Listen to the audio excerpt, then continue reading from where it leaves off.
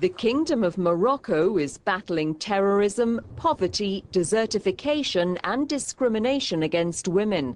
In the midst of the struggle, an ancient tree, the argan, has become a source of hope. Goats and camels love its leaves and its fruit, from which a special oil can be extracted.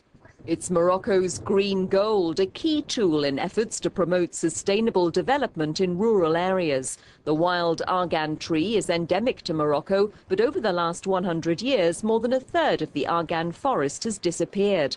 From the time of the French presence, thousands upon thousands of trees have been cut down. Today, the argan-growing region of southwestern Morocco is rapidly shrinking. With the species under threat, UNESCO has added the argan tree to the World Heritage List so as to protect it via the UN cultural body's global network of biosphere reserves. Alongside oases, the forests form a natural line of defense against the advancing desert. We're in the small Berber village of Ait Aliohamou. Here, women have just made an important decision to emerge from their isolation and work together to produce argan oil. Khadiza Ait Usun heads the women's cooperative.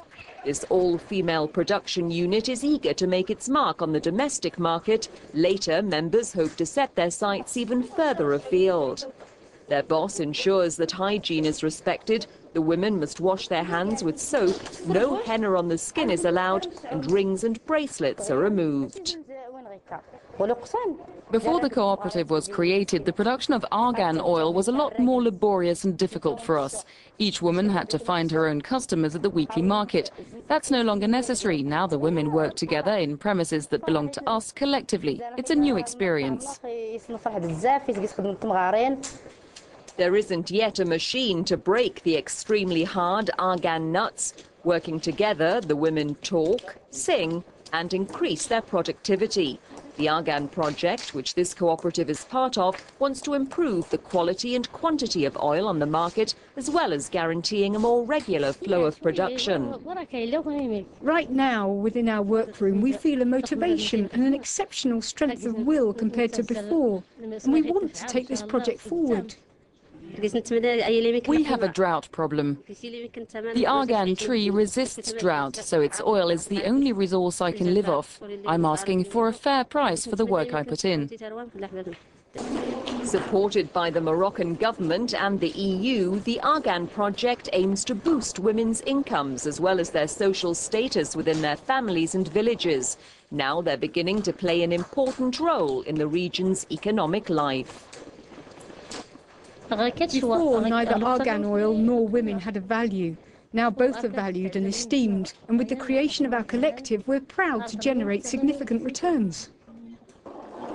Today, local people respect the argan trees. They're no longer being cut down. The village is protecting its treasure.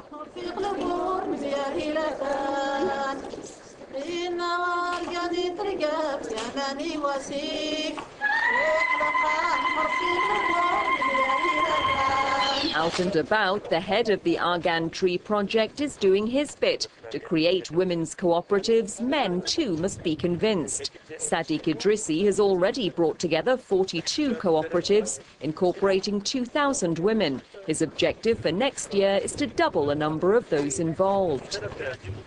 The EU and Morocco jointly finance the Argan project, an initiative that costs 12 million euros. It's in the town of Tauradant that what's at stake really becomes clear.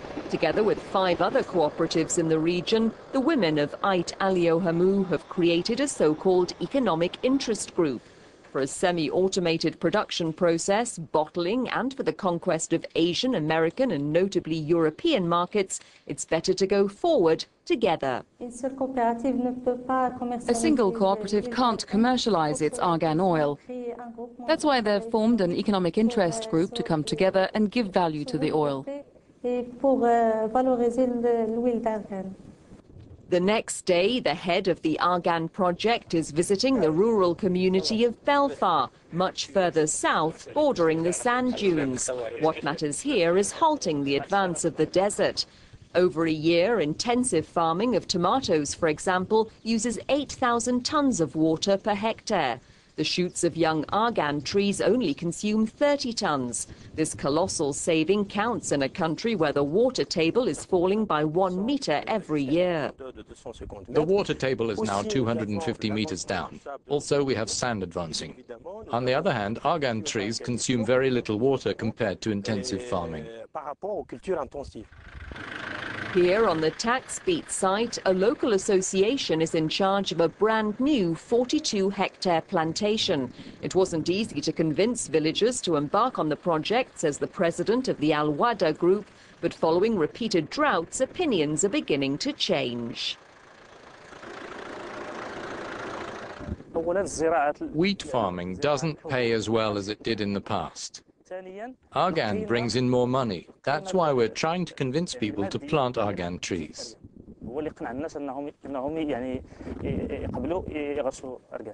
Over a period of 5 years, the Argan project plans to plant more than 40,000 young trees over 200 hectares. The advance of the desert and global warming are having a direct effect on Europe. The exodus of rural populations, the south becoming increasingly poor, emigration towards the north. So let's change continent. Montpellier is the last stop on our Argan tour.